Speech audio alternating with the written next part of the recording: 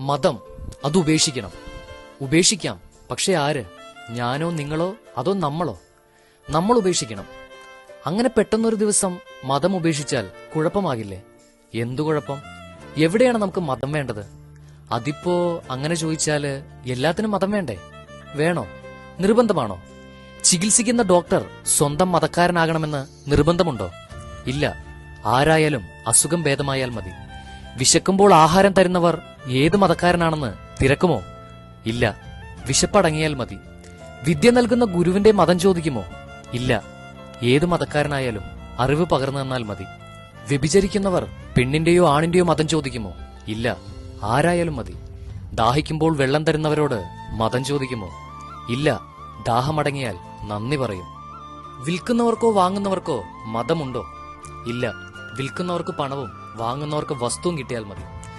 രക്തം സ്വീകരിക്കുന്നവർ മതം ചോദിക്കുമോ? ഇല്ല. ജീവൻ രക്ഷപ്പെട്ടാൽ മതി. തമാശകൾ കേൾക്കുമ്പോൾ സ്വന്തം മതക്കാരാണ് പറയുന്നത് എന്നറിഞ്ഞിട്ടേ ചിരിക്കാറുള്ളോ? അല്ല. ആര് പറഞ്ഞാലും തമാശയാണെങ്കിൽ ആരും ചിരിക്കും. നോവിന് മതമുണ്ടോ? ഇല്ല. ആർക്ക് നൊന്താലും നോവുന്നവർക്കറിയും. കഴിവുകൾക്ക് മതമുണ്ടോ? ഇല്ല. ആരിലും വന്നു ചേരാം. മത്സരങ്ങൾക്ക് മതമുണ്ടോ? ഇല്ല. വിജയമാണ് എല്ലാവരുടെയും ലക്ഷ്യം. ജനനത്തിനും മരണത്തിനും മതമുണ്ടോ? ഇല്ല. സമയമാകുമ്പോൾ രണ്ടും നടക്കും. വർത്തമാനകാല ജീവിതത്തിൽ ഒരു മനുഷ്യൻ അഭിമുഖീകരിക്കുന്ന കാര്യങ്ങളാണ് ഇപ്പോൾ ഞാൻ നിന്നോട് ചോദിച്ചത്. അവിടെ ഒന്നും നിനക്ക് മതത്തിന്റെ മേലങ്കി അണിയേണ്ടി വന്നിട്ടില്ല. പിന്നെ എവിടെയാണ് നിനക്ക് മതം വേണ്ടത്?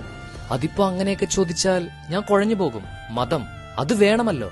മഴയ്ക്ക് മതമില്ല, പുഴയ്ക്ക് മതമില്ല, സൂര്യനും ചന്ദ്രനും മതമില്ല, മണ്ണിനും വിണ്ണിനും മതമില്ല, പകലിനും രാത്രിക്കും മതമില്ല, കടലിനും കാറ്റിനും മതമില്ല, മൃഗങ്ങൾക്കും ചെടികൾക്കും മതമില്ല. പിന്നെ ആർക്കാണ് മതമുള്ളത്? മനുഷ്യന് മാത്രമാണ്.